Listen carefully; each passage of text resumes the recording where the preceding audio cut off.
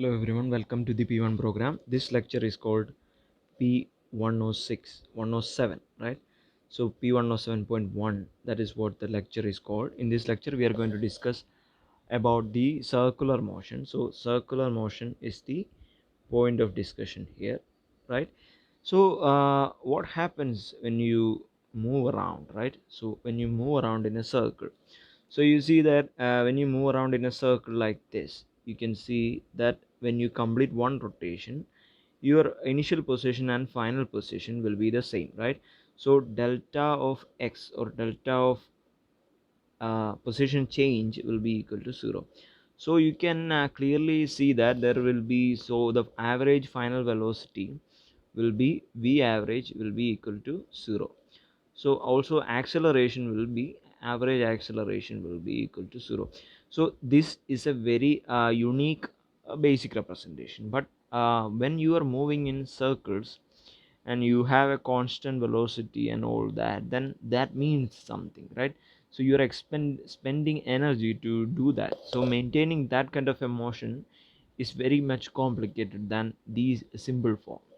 So let's look at ways to represent them, right? There are different aspects of circular motion, and let's see what happens. So if you have a circular motion, you can represent it in terms of the x and y axis, which is what we usually do, and we can represent a point in that moving body, a point in terms of a vector, and when it moves some distance, say delta, what, delta r, right? Delta r distance, when you move, the displacement is there, which is delta r, and then there is a circular path, which is the distance, right? So there is distance and displacement there. So what we can measure from this here is that okay, if you look at this motion, you can see that at every point in space the direction of motion is changing. So here it was the tangent, which is the direction of motion, is like this, and at this point it will be like this if it is moving in this direction. So the direction is actually changing fast, right? Every instant the direction is changing. So this is a complicated form of representation. So if you cannot just simply represent in terms of delta r by delta t, you cannot use that for some velocity equation, because the direction is actually changing rapidly.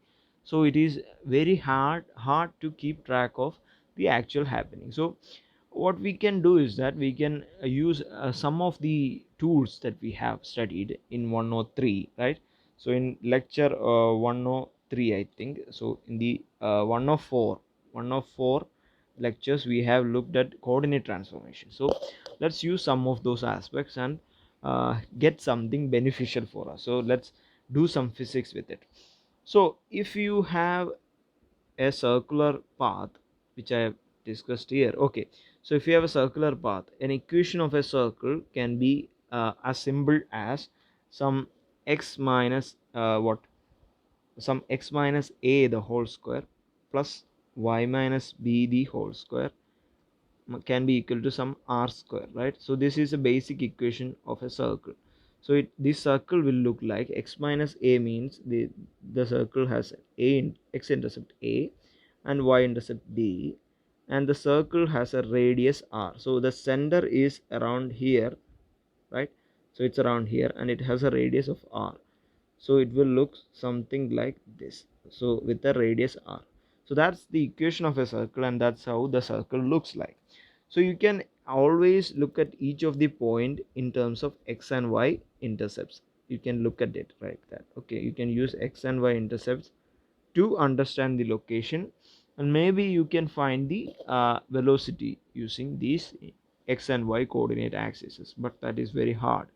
So what we can do is that we can transform this kind of a form into a new form of a polar coordinate system that is much more easier to understand, and we will get some additional information from that. So it's r theta new form, like x cap and y cap has become r cap and theta cap. So that's the new coordinate axis. And now if you remember, in 104.3 I have discussed about the rotational matrices. So rotational matrices I have discussed. Okay, so in rotational matrix, if you know what a rotational matrix, okay, I suggest you go back to 104.3 and refer the rotational matrix, how we derived the rotational matrix and how we used it. And I'll do some symbol representation of that. So if you want, you can take a vector 3x cap plus 4y cap, right? So that's a vector in a two-dimensional space, and you can multiply the magnitude vectorially with the rotational matrix, which is cos theta times x cap and sine theta y cap, and then there is minus sine theta x cap and cos theta y cap, right? So you can vectorially multiply them both and you get something that is a in terms of a new coordinate axis system, which is the r and theta coordinate system, vector r and theta coordinate system. So that's the new coordinate transformation. Now when you multiply, what you get is that I'm going to substitute these values to be equal to 1, right? So I want unit vectors, that's why. Okay, so I just represented that, I just as an example for you guys to understand. Now I want unit vector, so I'm multiplying it with 1, and what you get is the new vector space, which is cos theta uh, cos theta times x. Okay, so that's cos theta what cos theta minus minus sine theta y cap, and this is x cap as one vector, one part of the 2 by 1 is to 2 vectors, one row and two columns. So x cap and sine theta uh, y cap plus cos theta uh, y cap. So this is also x cap, sorry about that. So that's the vector that you get when you multiply the row and column. So this row times what I did was that I multiplied with this row and this column first, and then this row again and this column second. So that's what I get, right? So this is the new vector and it has an x intercept and a y intercept. So what we can now write is down is that individual r and theta. So r will be at vector r cap of t, so it's a function of time. Theta is also a function of time, because if you rotate something, right, if you rotate something, then the angle will depend on time. So which position you are in, right, based upon some time r, right, the displacement in terms of some time, after some time when you go around like this, and the theta will increase with the time or decrease with time depending upon the point of origin that you choose, and or r will also increase or increase as well as decrease based upon the position you are in from the origin. So if that's the case, now what we can do is that now we can represent the individual transformed matrices. R of t will be equal to some cos theta of t in the x cap axis plus sine theta. Okay, I'm taking these two things out, sine theta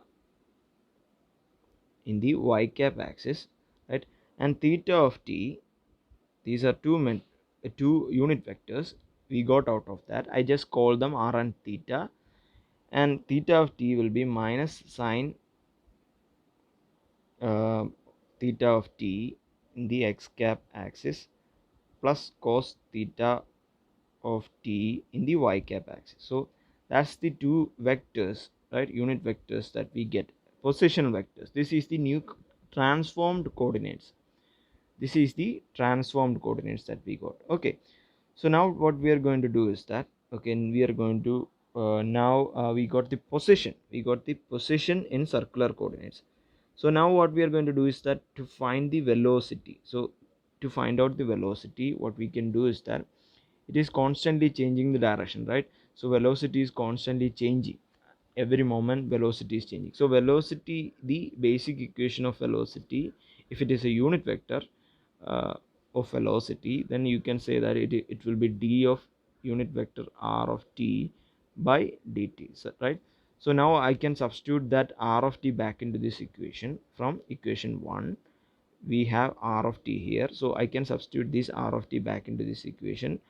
And now what I will get is that sum is equal to d by dt of some cos theta of t in the x cap direction plus sine theta of t in the y cap direction. So that's the r of t substituted back into this equation. Now I can do what I can do is that take the derivative and I get minus sine theta,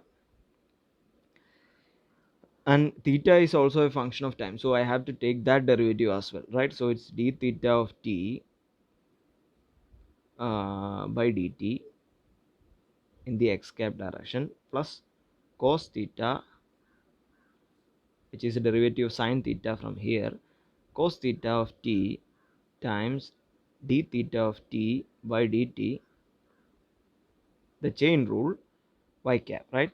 So that's radial vector now, v of r, right? So v of r will be the radial part of this vector.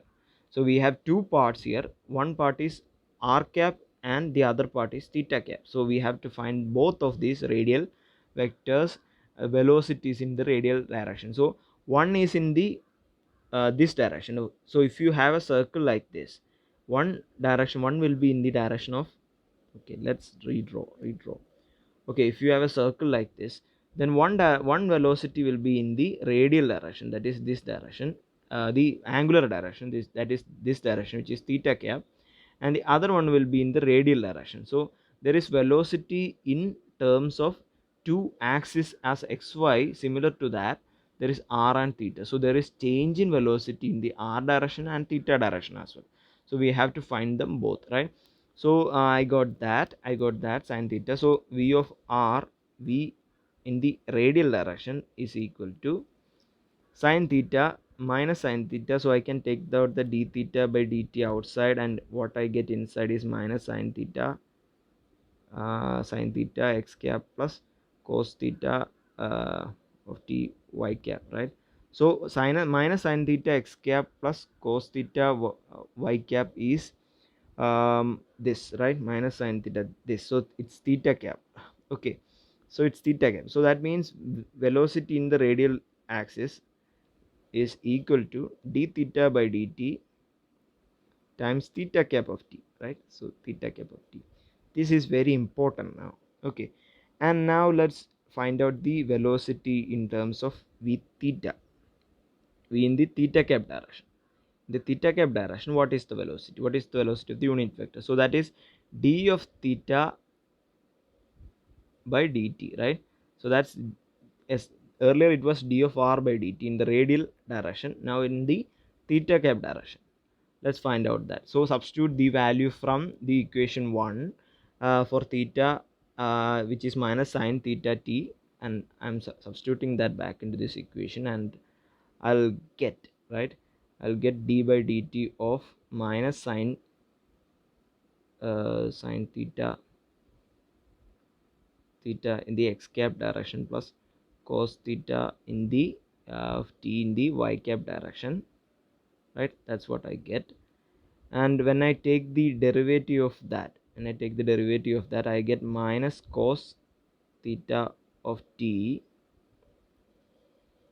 and the chain rule again, d theta of t by dt in the x cap direction plus cos theta, that is minus sine theta of t, which is a function of t, times d theta by dt in the y cap direction, right? So that's what I'm going to get. I'm not going to write theta as anymore, theta as theta t anymore. Okay, I'm not going to write that, okay, because it's annoying, and it's, you have to remember that, okay, theta is a function of time, so r is a function of time, and everything else is a function of time. Okay, so from now onwards I'm going to write simply theta, right? So that's easier. Now we got that. So that's d theta, which is the velocity component in the theta cap direction. So that's velocity component in the theta cap direction. So that is equal to, I'm going to take out the d theta and outside. So I'm going to take out d theta outside and I get d theta by dt, right? The minus sign, took the minus sign out. Inside I get cos theta x cap plus sin theta y cap, right? So cos theta x cap plus sin theta y cap. So what's that? You have seen that. So cos theta x cap plus y sin theta y cap is r of t, right? So I'm going to substitute that back in here. So you get minus d theta by dt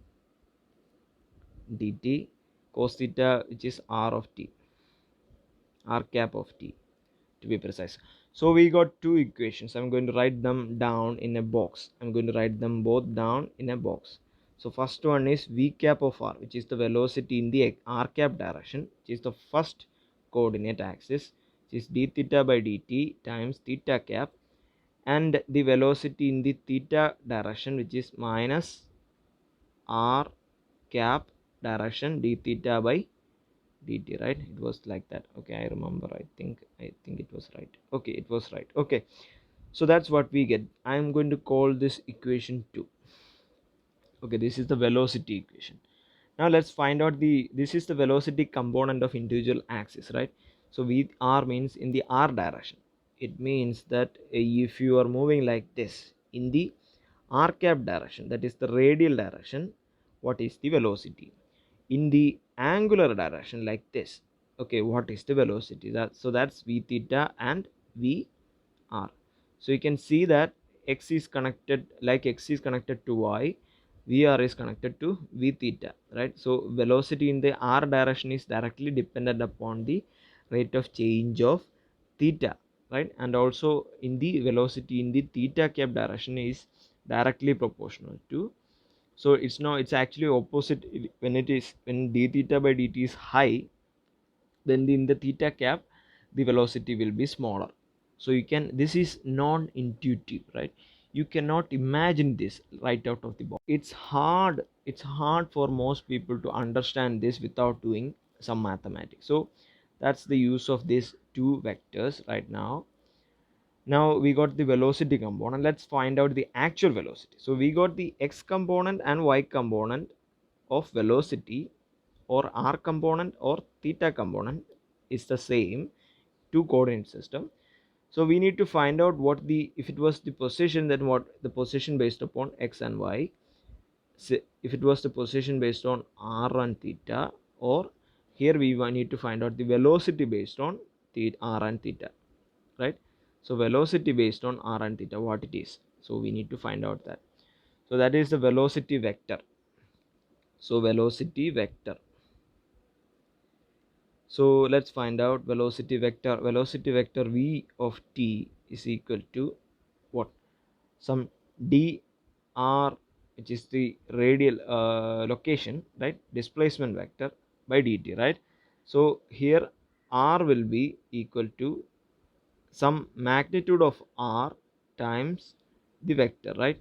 So magnitude of times r times the vector, unit vector r. So r is a constant here, right? So this r is a constant, so you can easily write down that it is the r times the constant outside d r cap by dt, right? So r is a function of time. I'm not going to write that down anymore. So dr by dt, we have found out dr by dt, dr cap by dt, right? That's what we found out. What is dr cap by dt? So that is just dr cap by dt is just, okay, here. So dr cap by dt is this thing, right? So this thing, so that is d theta by dt times theta cap, right? So that is equal to magnitude of r times d theta by dt times theta cap, right? So that's the velocity vector in for us. So velocity vector v is equal to in the, so that's the velocity vector. Now we have found out the component of velocity vector now. Okay, so what we can do now is that we have to simplify this. So velocity vector is equal to uh, some constant, which is the radius, times d theta by dt. So d theta by dt is called omega, which is called the angular velocity of a rotating body. So it's omega times theta cap. So velocity is just, so you can write a simple equation which is velocity is equal to r omega. So velocity is equal to r omega. So for a rotating body, velocity is equal to r omega. Okay. Now what was the position, right? We have found out the components of what each of the location here, right?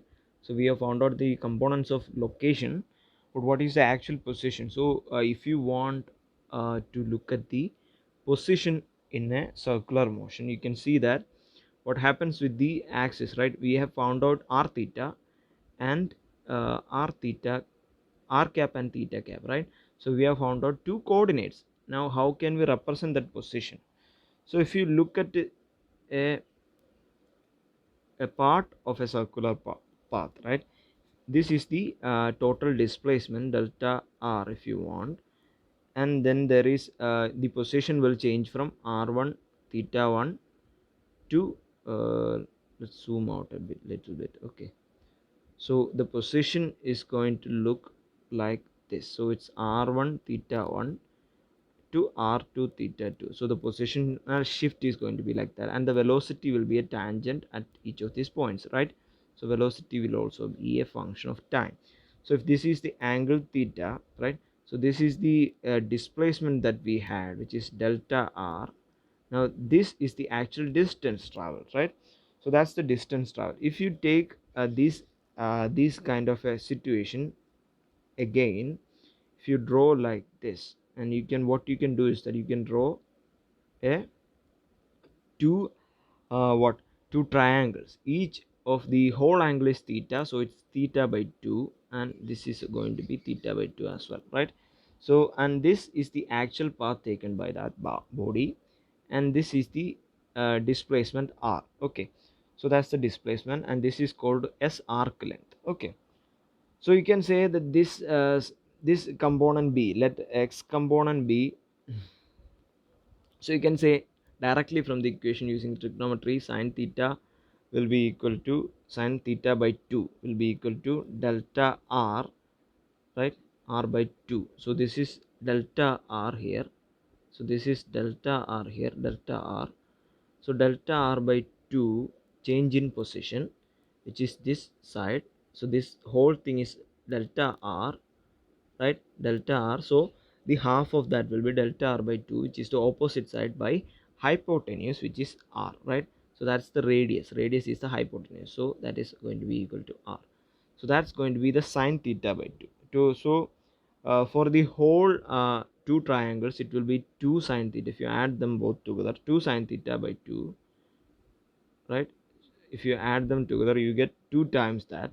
So it's 2 times delta r times r. The r can be multiplied, that from the denominator it can be multiplied, and 2 will cancel. So sine theta by 2 will be equal to, I just did that for fun. Okay, sine theta by 2 is equal to delta r times r, right? So that's the sign of the angle right there. So what is the displacement happen, right? How can we represent that displacement in terms of some value? So theta is going to be here theta is a actual value for particular value. So it can be a varying function, it can be varying, the theta can be anything, theta can be a function of time. Here r is going to be a constant if it is a unit circle, or if it is a circle with the radius r, so it's going to be a constant. So how can we make out something from that? So in order to solve this, I'm going to introduce some concept. Okay, a basic concept called small angle approximation, right? Small angle approximation. So before that, before going into small angle approximation, so I'm going to introduce something called the linear approximation. Okay, so most of you guys might have heard about it, but anyways, I'm going to explain, I have to explain everything, so I'm explaining this as well.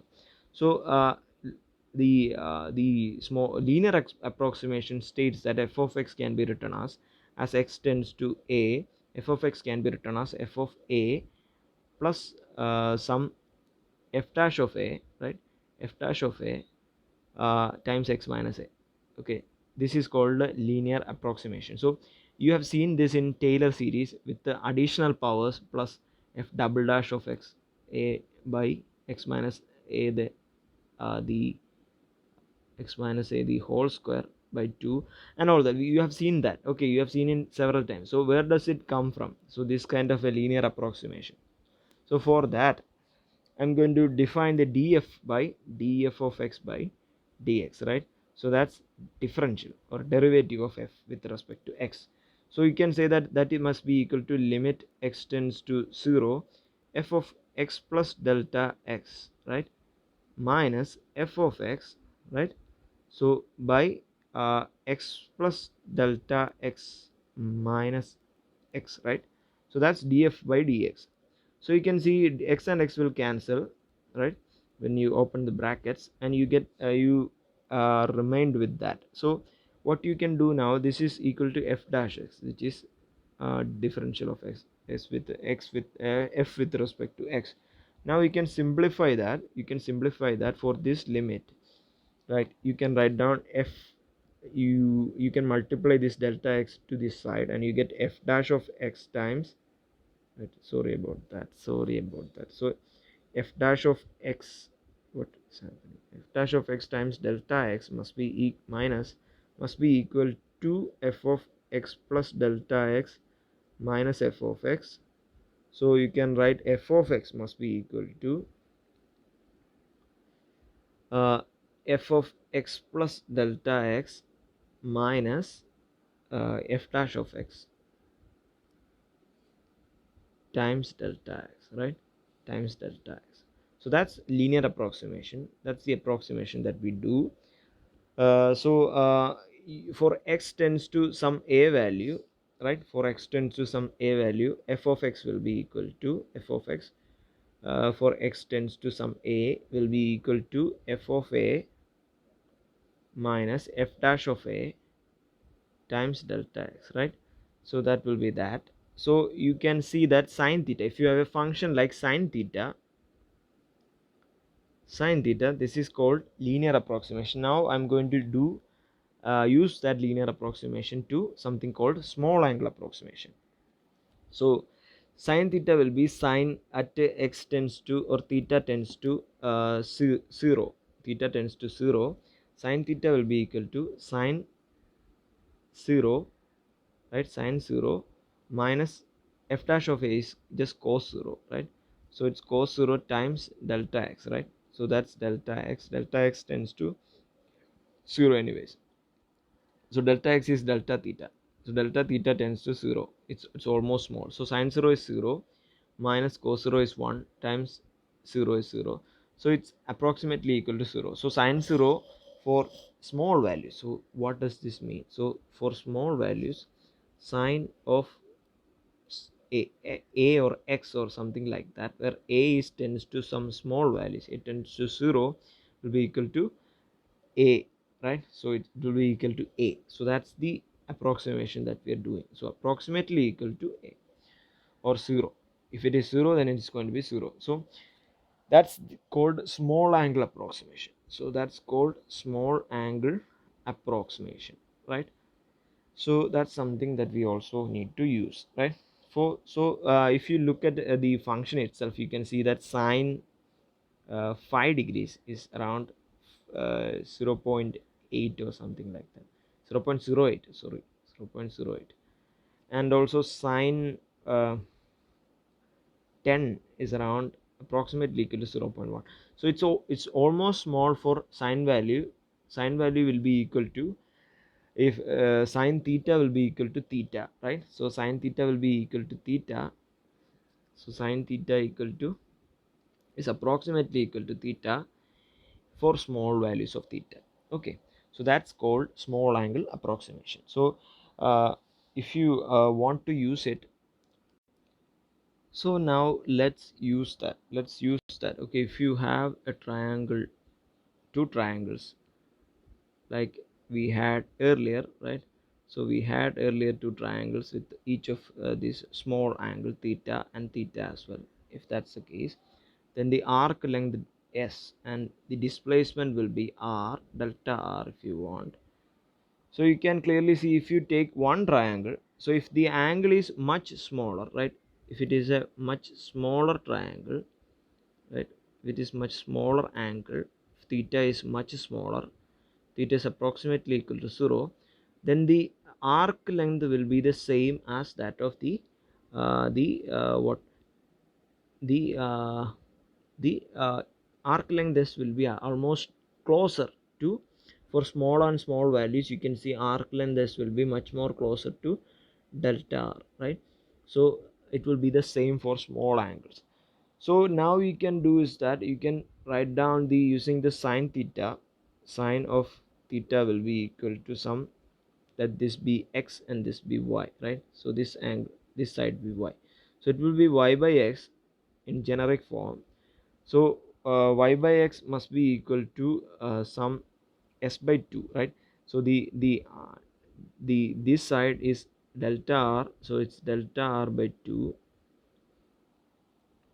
by r, right? So if you take the whole triangle, okay, if you take the whole triangle, you can see if this is the angle, this is the y, and this is the arc length, right, s, and this is the delta r, this is the r, and this is the theta, and this is x, right?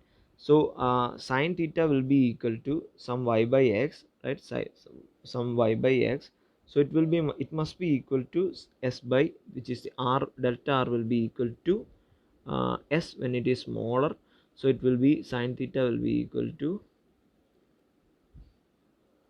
sine theta will be approximately equal to y by x must be approximately equal to s by r, right? So s is the arc length, which is s by r. So theta is equal to, using small angle approximation, sine theta will be approximately equal to theta. So that means that is approximately equal to s by r, and you can say that arc length s must be equal to some r theta, right? Approximately equal to some r theta. So that's arc length. So that's how you can find the arc length. This is also some additional information, anyways we need to use it right now. So if you have a circle like that and you have an angle like theta, right, this distance s can be represented as r times theta, right? So it's r times theta. If you have a full circle, right, if you have a full circle and you have to go around once, then that means the total distance traveled will be 2 pi r, right? So it's 2 pi r, that is the circumference, that must be equal to capital R, anyways. Okay, 2 pi r must be equal to r theta. That means theta here is equal to 2 pi. So theta is in terms of radians here. Theta is radians. So this is the radian angle value, the unit of theta. This is the radian unit of theta. So that's also useful. That's how you represent theta in terms of radians. So the half of the circle, right? The half of the circle will be what, 2 pi by 2, right? So it's 2 pi by 2, that will be around pi. That's the total circumference, that's the total angle, that's the total angle here. And for the quarter of a circle, right, quarter of a circle, it will be 2 pi by 4, that will be pi by 2. So that's the angle, so that's 90 degrees. So pi by 2 is equal to 90 degree. So these are basic things I haven't mentioned and I thought I need to mention. So you can say sine theta by cos theta is equal to tan theta. So if sine theta is equal to some, for theta going to 0, sine theta will be equal to theta, right? So it will be equal to approximately equal to theta. So you can see cos theta will be cos 0 is equal to 1. That means it will be equal to 1. So tan theta must be equal to sine theta. Tan theta must be approximately equal to sine theta, that is approximately equal to theta. So that's something, that is the small angle approximation that you can use when you have tan theta and sine theta with small angles. Now let's get back to our problem. Let's get back to our problem. So we have now we got delta r, which is the radial distance. Delta r is can be represented in terms of what, r times delta theta, right? So delta theta, we can represent that like that. Okay, we have mentioned that, right? If you have a circle like this, you can say that sine theta by 2, okay, this is theta, and this angle for this triangle, you can see sine theta by 2 is equal to delta r by r, right? So that's delta r by r. So sine theta must be equal to theta by 2 must be equal to um, theta by 2 must be equal to, or theta is equal to some r delta r by r. And so you can represent it in terms of delta theta. R can be represented in terms of delta, change in theta will be delta theta, right? So theta is now delta theta. So theta by 2, I just assumed it to be theta by 2. If you want, you can assume it to be theta. So it will be looking like this, something like this. So change in angle, right? So changing angle must be equal to the delta r must be equal to some approximation of r times delta theta. That's what we got out of that. Now what will be the velocity? So velocity is equal to d of delta r by dt, right? So that's velocity for you guys. Now what is going to be the velocity? So v is going to be equal to I'm going to take out the r because it's a constant, right? R is a constant, so I'm going to take out the r must be taken out, and you get d of uh, I can substitute, I, I did substitute this, right? Delta r into this equation. I just substituted delta r into this equation, right? Into this equation, and you get, and I took out r outside, and you what is in inside will be d times delta theta, right? So d times delta theta by, so what is happening, okay, sorry about that. So d times delta theta will be d by dt of what, delta theta, right? So that will be equal to r times omega, so omega v. So that's the velocity, angular velocity, omega v. So d theta by dt is equal to omega, we have mentioned that earlier, so that's why I substituted that in here. So velocity has now become, velocity is equal to r times d theta by dt in the theta cap direction, right? So that's the velocity in the theta cap direction. So if you look back at equation 3, right? So equation 3, you can remember that v is equal to r times, if you look back at the equation 2 here. So equation 2, we can see that r is equal, v is equal to r times d theta by dt in the theta cap direction. So if you look back at this equation, you can clearly see that's the same equation here, right? So the next thing that we are going to do is that, so that's the velocity for you guys. Now what I'm going to calculate is the final thing, one final thing. I know this is a long lecture, anyways. Acceleration is the next thing. So acceleration must be equal to some dv of t by dt, right? So you can substitute that the velocity equation in here, and you get d by dt of r times d theta of t by dt times theta cap, right? So theta cap of t. So that's the velocity equation substituted back in here, right?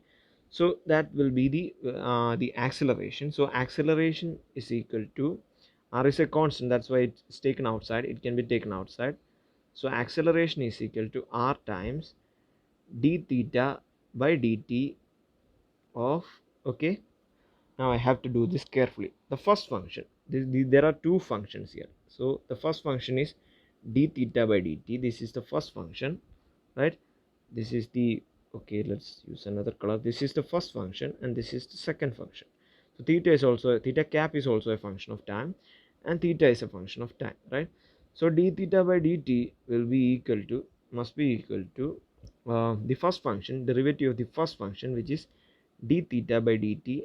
I just left it there.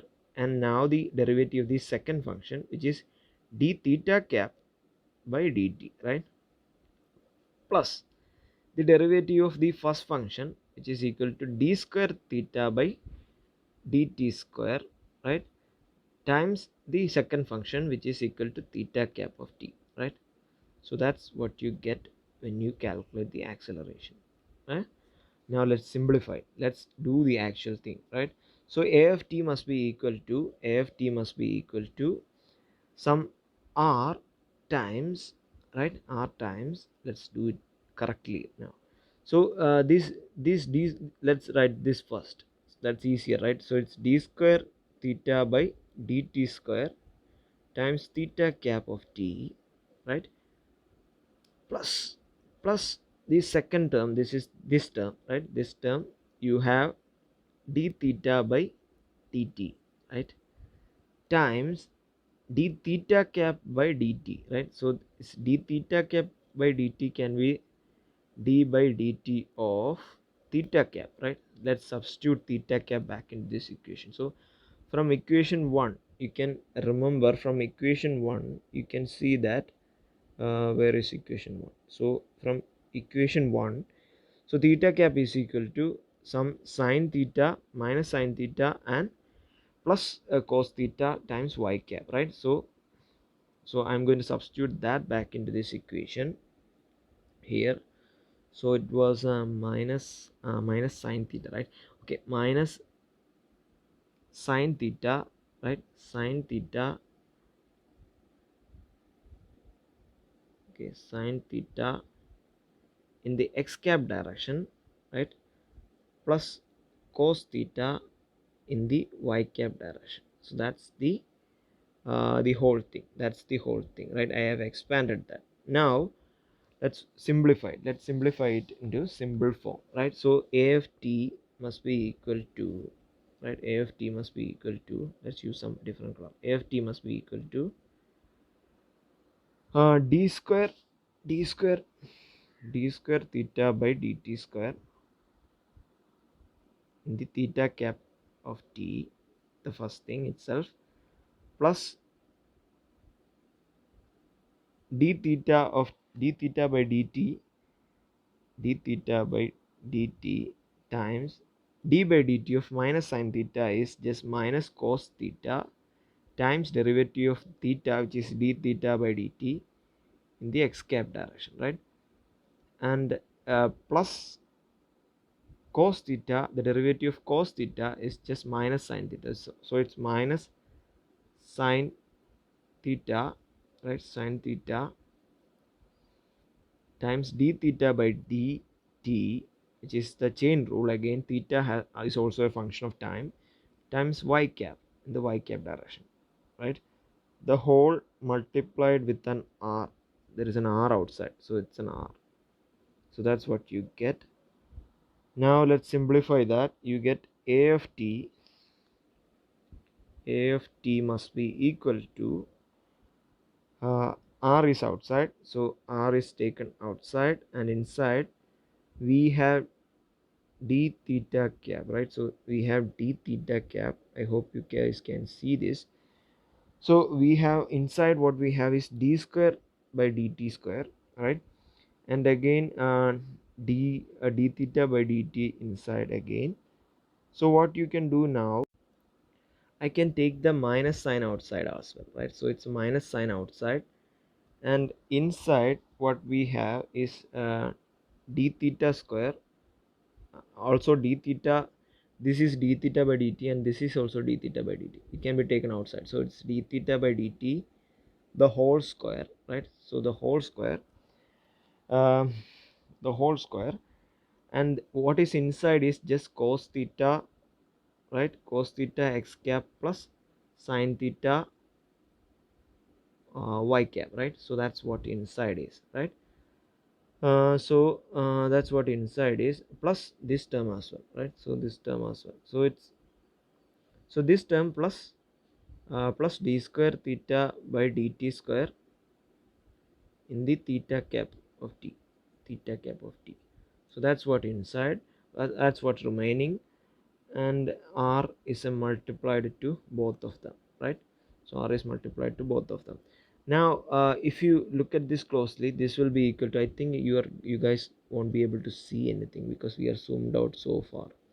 So you can see a of t, okay, a of t is equal to, look back, so okay, it's so big.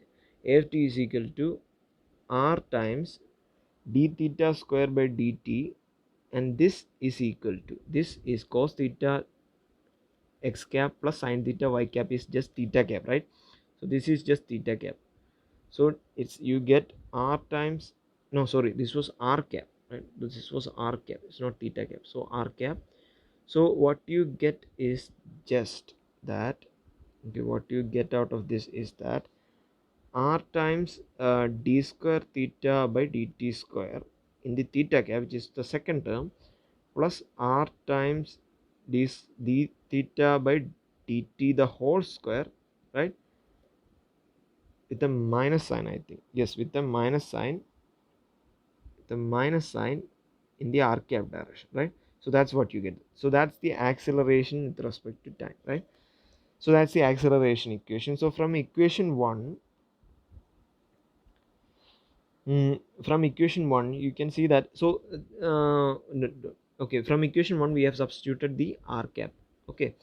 So now what we can do is that we can now write down the components of a theta, right? So a theta is the first component, which is r times d square theta by dt square, right? That's the first component, right? So that's the theta component, and then there is the r component of the acceleration, which is minus r times d theta by dt the whole square, right? So that's the second component, which is the r component of acceleration. So we have found out the both the components. So we can clearly see that a theta is equal to, theta component is equal to r times d square theta by dt square is called angular acceleration, which is r alpha, right?